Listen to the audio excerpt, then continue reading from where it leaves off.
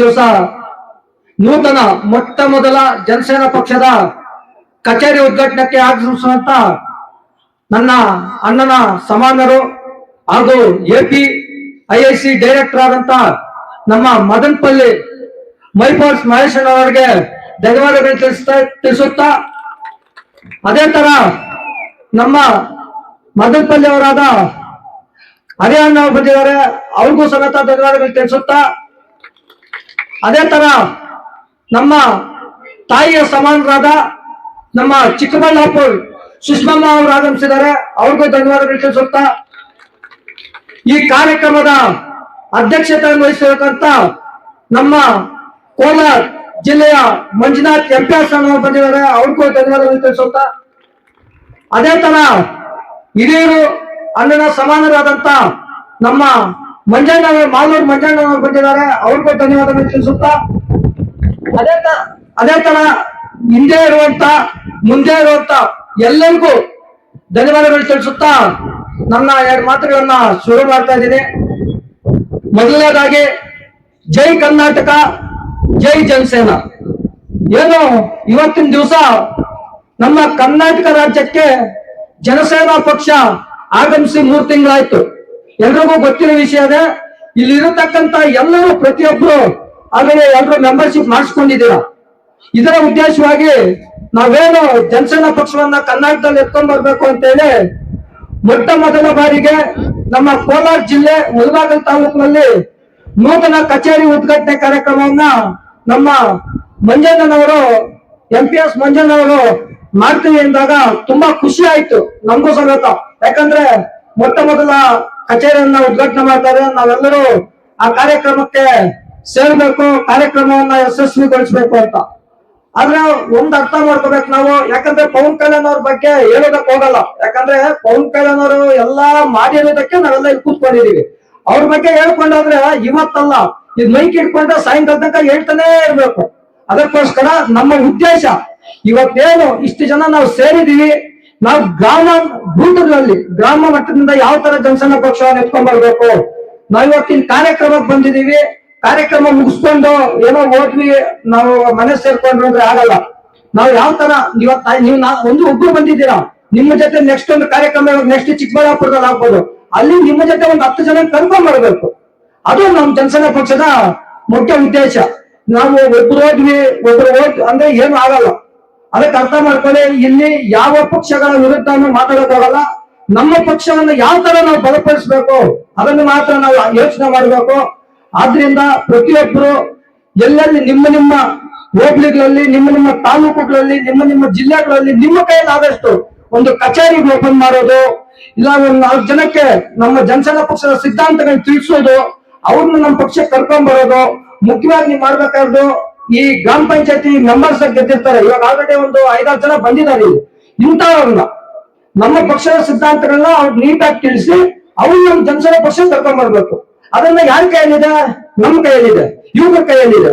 ಆದ್ರಿಂದ ನಾವೆಲ್ಲರೂ ಇವತ್ತೇನಿಲ್ಲಿ ಎಷ್ಟು ಜನ ಸೇರಿದೀವೋ, ನೆಕ್ಸ್ಟ್ ಚಿಕ್ಕಬಳ್ಳಾಪುರದಲ್ಲಾಗಿರ್ಬೋದು, ಕೋಲಾರಲ್ಲಾಗಿರ್ಬೋದು, ಇಲ್ಲ ಬೆಂಗಳೂರಲ್ಲಾಗಿರ್ಬೋದು, ಇದರಷ್ಟು 10 ಜನ ಫಸ್ಟ್ ಸೇರ್ಬೇಕಲ್ಲಿ. ಆದ್ರಿಂದ ಆಮೇಲೆ ಇನ್ನೊಂದು ಅರ್ಥ ಮಾಡ್ಕೊಳ್ಳಿ, ಇಲ್ಲಿ ಮಂಜಣ್ಣ ಕಾರ್ಯಕ್ರಮ ಮಾಡ್ತಾವ್ರ, ಈ ಸ್ಟೇಜ್ ಮೇಲೆ ಹೇಳ್ಬೇಕು ಇಲ್ಲ ನಂಗೆ ಗೊತ್ತಿಲ್ಲ, ಆದ್ರೂ ಹೇಳ್ತಾ ಇದ್ದೀನಿ. ಮಂಜಣ್ಣ ಕಾರ್ಯಕ್ರಮ ಮಾಡ್ತಾರ, ಇಲ್ಲ ಸುಷ್ಮಮ್ಮ ಕಾರ್ಯಕ್ರಮ ಮಾಡ್ತಾರ, ಇಲ್ಲ ಸುದಿ ಕಾರ್ಯಕ್ರಮ ಮಾಡ್ತಾರ, ಇಲ್ಲ ಮಂಜಣ್ಣ ಕಾರ್ಯಕ್ರಮ ಮಾಡ್ತಾರ ಅನ್ನೋದು ಮುಖ್ಯ ಅಲ್ಲ. ನಾವೆಲ್ಲರೂ ಸೇರಿ ಯಾರಿಂದ? ಪವನ್ ಕಲ್ಯಾಣ್ ಅವರಿಂದ. ಅದನ್ನ ಅರ್ಥ ಮಾಡ್ಕೊಂಡು ಪ್ರತಿಯೊಬ್ರು ಭಾಗವಹಿಸ್ಬೇಕು. ನಮಗೆ ಸ್ಪೆಷಲ್ ಆಗಿ ಮನೆಗೆ ಬಂದು ಕರಿಬೇಕು, ಎತ್ಕೊಂಡ್ ಗಿಫ್ಟ್ ಕೊಟ್ಟು ಕರಿಬೇಕು ಅಂದ್ರೆ ಇದು ಬೇರೆ ಪಕ್ಷಗಳ ತರ ಅಲ್ಲ. ಕಾಂಗ್ರೆಸ್, JDS, BJP ಅಲ್ಲ. ಇದು ಜನಸೇನಾ ಪಕ್ಷ. ನಮಗೆ ಪವನ್ ಕಲ್ಯಾಣ್ ಅನ್ನೋರು ಏನ್ ಹೇಳಿದ್ದಾರೆ, ಎಲ್ಲೇ ಒಂದು ಕಾರ್ಯಕ್ರಮ ಆದ್ರೂ ನೀವೆಲ್ಲರೂ ಜೊತೆಯಲ್ಲಿ ಹೋಗಿ ಸೇರ್ಬೇಕು ಅಂತ. ಅದನ್ನ ನಮ್ಮ ಮನಸ್ಸಲ್ಲಿ ಇಟ್ಕೋಬೇಕು ಹೊರತು ಮಂಜಣ್ಣ ಕಾರ್ಯಕ್ರಮ ಅಂದ್ರೆ ನಾನು ಹೋಗಲ್ಲ, ಸುಷ್ಮಮ್ಮ ಕಾರ್ಯಕ್ರಮ ಮಾಡಿದ್ರೆ ನಾವು ಹೋಗಲ್ಲ, ಮುರಳೀಗೌಡ ಕಾರ್ಯಕ್ರಮ ಮಾಡಿದ್ರೆ ನಾವು ಹೋಗಲ್ಲ, ಅದೆಲ್ಲ ಬಿಟ್ಬಿಡಿ. ನಾವೆಲ್ಲರೂ ಒಂದೇ ಜನಸೇನಾ, ನಾವೆಲ್ಲರೂ ಬರ್ತಾ ಇರೋದೇ ಪವನ್ ಕಲ್ಯಾಣ್ ಅವ್ರಿಗೋಸ್ಕರ. ಅದನ್ನ ಮನಸ್ಸಲ್ಲಿ ಇಟ್ಕೊಂಡು ನಾವೆಲ್ಲರೂ ನೆಕ್ಸ್ಟ್ ಯಾರು ಇಲ್ಲಿ ಹೇಳ್ಸ್ಕೋಬಾರ್ದು ಸ್ಟೇಜ್ ಮೇಲೆ, ಆ ತರ ಕಾರ್ಯಕ್ರಮಗಳನ್ನ ಮಾಡಬೇಕು. ಮುಂದಿನ ದಿನಗಳಲ್ಲಿ ಏನು ಈ JCB ಅನ್ನೋ ಪಕ್ಷಗಳಿಗೆ 1, 2, 3 ಎಲ್ಲ ಬರ್ಬೇಕು. ಅರ್ಥ ಆಯ್ತಲ್ಲ? ಆ ತರ ನಾವೆಲ್ಲರೂ ಒಗ್ಗಟ್ಟಾಗಿ ಕೆಲಸ ಮಾಡೋಣ. ಮುಂದಿನ ಜನಸೇನಾ ಪಕ್ಷವನ್ನ ಮನೆ ಮೇಲೆ ಧ್ವಜವನ್ನು ಹಾರಿಸುವಂತ ಕೆಲಸ ಮಾಡೋಣ ಅಂತ ಹೇಳ್ತಾ ನನ್ನ ಮಾತು ಮುಗಿಸ್ತಾ ಇದ್ದೀನಿ. ಜೈ ಕರ್ನಾಟಕ, ಜೈ ಜನಸೇನಾ. ಈ ಮುಳುಬಾಗಲ್ನ ಇದಕ್ಕೆ ಇನ್ನೊಂದು ಹೆಸರಿದೆ, ಮೂಡಲ ಬಾಗಿಲು ಅಂತ. ಏನ್ ಮೂಡಲ ಬಾಗಿಲಿಂದ ಇವತ್ತು ಜನಸೇನಾ ಪಾರ್ಟಿ ಆಫೀಸ್ನ ಒಂದು ಕಚೇರಿನ ಇಲ್ಲಿಂದ ಉದ್ಘಾಟನೆ ಮಾಡಿದೀವಿ. ಸೊ ತಾವೆಲ್ಲ ಬಂದು ಸಪೋರ್ಟ್ ಮಾಡ್ತಿದ್ದೀರಿ. ಇದೇ ರೀತಿ ಪ್ರತಿ ಜಿಲ್ಲೆಯಲ್ಲೂ ಪ್ರತಿ ತಾಲೂಕಲ್ಲೂ ಪಾರ್ಟಿ ಆಫೀಸ್ಗಳನ್ನ ಓಪನ್ ಮಾಡ್ಬೇಕು. ಏನಕ್ಕಪ್ಪ ಅಂತಂದ್ರೆ ಪವನ್ ಕಲ್ಯಾಣ್ ರವರು 2019ರಲ್ಲಿ ಸೋತು ಆ ಪಾರ್ಟಿ ಆಫೀಸಲ್ಲಿ ಕುತ್ಕೊಂಡು ಒಂದು ಮಾತು ಹೇಳ್ತಾರೆ.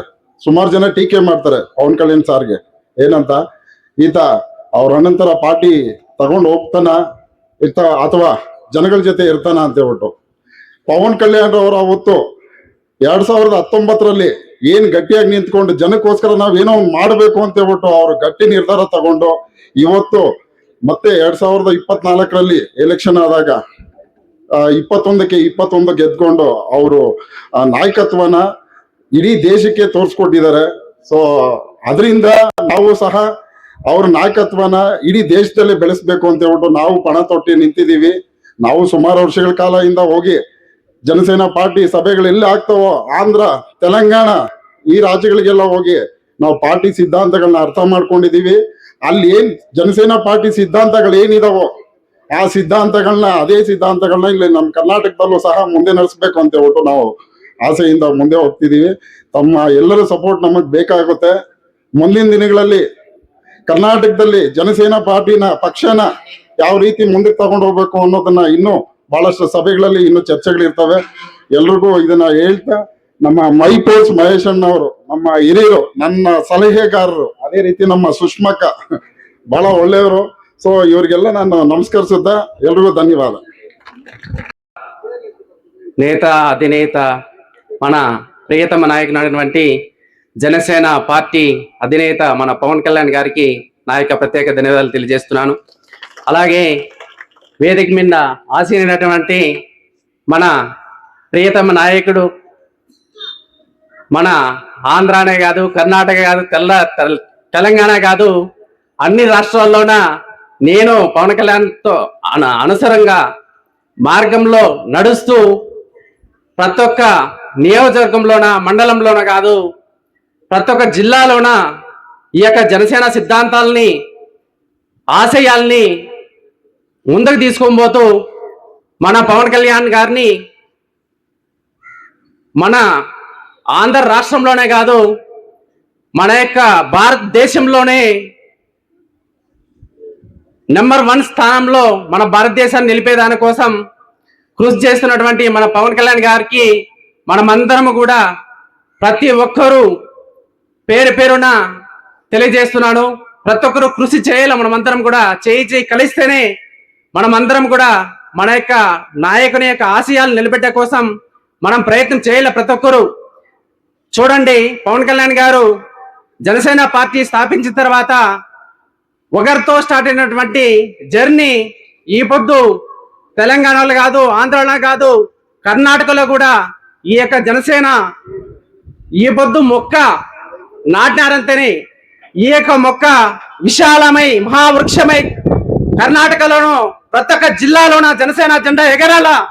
ప్రతి ఒక్కరూ దానికి ప్రయత్నం చేయాల.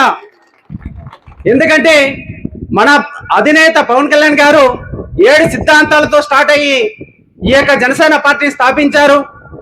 ఆ సిద్ధాంతాలు ఏమంటే కులాలను కలిపే ఆలోచన విధానం కావచ్చు, మతాల ప్రస్తావన రాజకీయం కావచ్చు, భాషలను గౌరవించే సాంప్రదాయం కావచ్చు, సంస్కృతిని కాపాడే సమాజం కావచ్చు, ప్రాంతీయతను విస్మరించిన జాతీయవాదం కావచ్చు, అవినీతిపై రాజీ లేని పోరాటం కావచ్చు, పర్యావరణ పరిరక్షణ అభివృద్ధి ప్రస్థానం, ఈ యొక్క 7 సిద్ధాంతాలతో స్టార్ట్ అయినటువంటి మన పార్టీ ఈ పొద్దు ఎక్కడ చూసినా మన ఆంధ్ర రాష్ట్రంలోనే 21 సీటుకి 21 సీటు, 2 ఎంపీ స్థానాలు, 2 100కి 100 100 స్ట్రైక్ రేట్ తో చరిత్ర తిరగరాసినటువంటి మహాత్ముడు మన పవన్ కళ్యాణ్ గారు. అదే విధంగానే ఈ కర్ణాటకలో కూడా అదే స్థాయిలో 100% స్ట్రైక్ రేట్ తో ఈ యొక్క కర్ణాటకలో కూడా మన జనసేన పార్టీని స్థాపించాలా. దానికి ప్రతి ఒక్కరూ కృషి చేయాల. ఈ కృషితో మన మైపర్స్ మహేష్ అన్న గారు ఎంత ఏ స్థాయిలో కృషి చేస్తున్నారంటే నిజంగా నాకే ఒక్కోసారి ఆశ్చర్యపడతారు. ఎందుకంటే ఈ స్థాయిలో నేను కూడా ప్రయత్నం చేయాల. ఆ కృషిని మనమందరం మెచ్చుకొని వాళ్ళ యొక్క ప్రయత్నం చేస్తున్నటువంటి ఈ స్టేజ్ మీద ఉన్నటువంటి ప్రతి ఒక్క నాయకులు కష్టపడుతున్నారు. ఈ పొద్దు మీరు కుందుండారు అనుకోవద్దండి. ప్రతి ఒక్కరూ ఈ పొద్దు గ్రామ స్థాయిలో, మండల స్థాయిలో, జిల్లా స్థాయిలో, ప్రతి ఒక్కరు నియోజకవర్గ స్థాయిలో ఎమ్మెల్యేలు కావాలా, ఎంపీలు కావాలా, ప్రతి ఒక్కరు పవన్ కళ్యాణ్ గారి సిద్ధాంతాలను నమ్మి మీరందరూ నడచాలని పవన్ కళ్యాణ్ గారితో మనస్ఫూర్తిగా ప్రతి ఒక్కరికి ధన్యవాదాలు చేస్తున్నాను. జై జనసేన, జై జనసేన, జై జనసేన, జై హింద్. ಇರ್ತಕ್ಕಂಥ ಗಣ್ಯಾತಿ ಗಣ್ಯರೇ, ಸೋದರ ಸೋದರಿಯರೇ, ಇಲ್ಲಿ ನೆರವೇರಿರ್ತಕ್ಕಂಥ 5 ಹೋಬಳಿ, ಆವಣಿ ಹೋಬಳಿ, ಬೈರ್ಕೂರು ಹೋಬಳಿ, ತಾಯ್ಲೂರು ಹೋಬಳಿ ಮತ್ತು ಕಸ್ಬಾ ಹೋಬಳಿ, ದುಗ್ಗಸಂದ್ರ ಹೋಬಳಿ, ಮುಳಬಾಗಿಲು ತಾಲೂಕಿನ ಮೂಡಲ ಬಾಗಿಲಾಗಿರ್ತಕ್ಕಂಥ ಬಹಳ ಪ್ರಸಿದ್ಧವಾಗಿರ್ತಕ್ಕಂಥ ನಮ್ಮ ಕುರುಡುಮಲೆ ದೇವಸ್ಥಾನ, ವಿನಾಯಕನ ದೇವಸ್ಥಾನ ದರ್ಶನ ಮಾಡಿಕೊಂಡು ಹಾಗೂ ಪ್ರಸಿದ್ಧವಾಗಿ ಪುಣ್ಯಕ್ಷೇತ್ರವಾಗಿರ್ತಕ್ಕಂಥ ಆಂಜನೇಯ ಸ್ವಾಮಿ ದೇವಸ್ಥಾನವನ್ನ ದರ್ಶನ ಮಾಡಿಕೊಂಡು ಇವತ್ತು ಈ ವೇದಿಕೆಯ ಮೇಲೆ ಇರ್ತಕ್ಕಂಥ ತಾವುಗಳು ಕೂಡ ಬಹಳ ಅದೃಷ್ಟವಂತರು. ಇವತ್ತು ಹೊಸದಾಗಿ ಆಫೀಸು ಉದ್ಘಾಟನೆ ಆಗಿರ್ತಕ್ಕಂಥದ್ದು.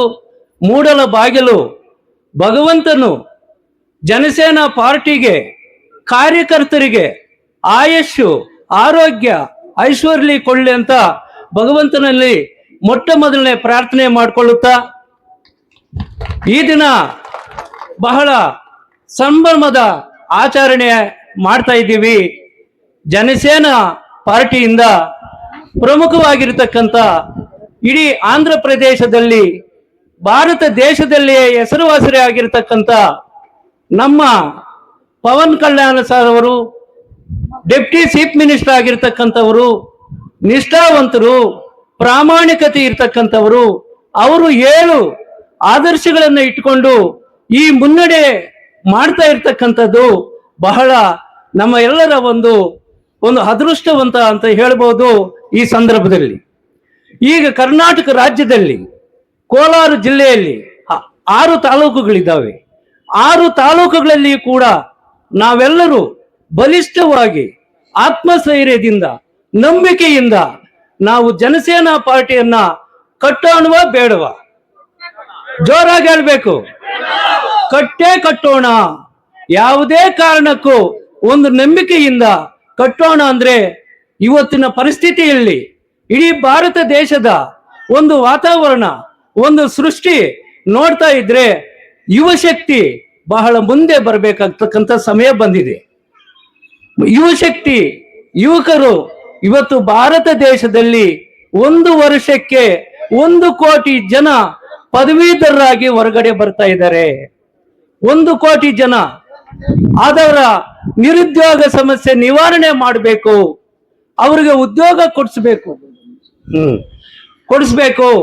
ಇದರ ಜೊತೆಗೆ ತಾವೆಲ್ಲರೂ ಕೂಡ ಮುಳಬಾಗಿಲು ತಾಲೂಕಿನಲ್ಲಿ ಬಹಳ ಅದ್ದೂರಿಯಿಂದ ನಮ್ಮ ಮಂಜಣ್ಣ ಸರ್ ಅವರು 1 ವಾರ 15 ದಿವಸದಿಂದ ಶ್ರಮ ಪಟ್ಟು ತಾವೆಲ್ಲರೂ ಕೂಡ ಒಂದು ಆಫೀಸನ್ನ ಮೂಡಲ ಬಾಗಿಲಿನಲ್ಲಿ ಆಫೀಸು ಉದ್ಘಾಟನೆ ಆಗಿದೆ.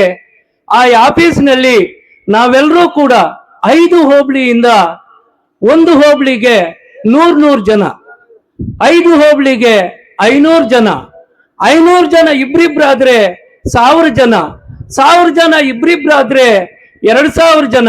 ಈ ತರ ಒಬ್ರಿಗೊಬ್ರು ಟೀಮ್ ವರ್ಕ್ ಮಾಡಿಕೊಂಡು ಒಗ್ಗಟ್ಟಿನಿಂದ ಜನಸೇನಾ ಪಾರ್ಟಿಯನ್ನ ನಾವು ಮಾಡಲೇಬೇಕು, ಬೆಳೆಸಬೇಕು, ಉಳಿಸಬೇಕು.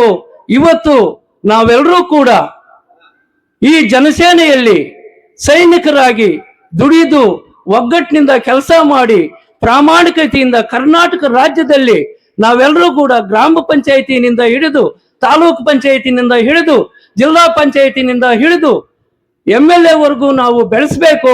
ನಿಮ್ಮ ಒಂದು ಡ್ರೀಮು, ನಿಮ್ಮ ಒಂದು ಗೋಲು ರೀಚ್ ಆಗ್ಬೇಕಂದ್ರೆ ಜನಸೇನೆಯ ಕಾರಣ ಅಂತ ಹೇಳ್ತಾ ಇಷ್ಟೊತ್ತು ಮಾತನಾಡಲು ನನಗೆ ಅವಕಾಶ ಮಾಡಿಕೊಟ್ಟಂತ ತಮ್ಮೆಲ್ಲರಿಗೂ ವಂದಿಸಿ ನನ್ನ ಮಾತನ್ನ ಮುಗಿಸ್ತೇನೆ. ಜೈ ಜನಸೇನಾ, ಜೈ ಜನಸೇನಾ. ಜೋರಾಗಿ ಹೇಳ್ಬೇಕು, ಇಷ್ಟಾದ್ರೆ ಸಾಕಾಗಲ್ಲ. ಜೈ ಜನಸೇನಾ. ಯಾಕಂದ್ರೆ ಹಾರ್ಟ್ ಫುಲ್ ಆಗಿ ಬರ್ಬೇಕು, ಹಾರ್ಟ್ ನಿಂದ ಬಂದ್ರೆ ಜೋರಾಗಿ ಬರುತ್ತೆ. ಜೈ ಜನಸೇನಾ, ಜೈ ಕರ್ನಾಟಕ, ಜೈ ಕರ್ನಾಟಕ, ಜೈ ಕರ್ನಾಟಕ.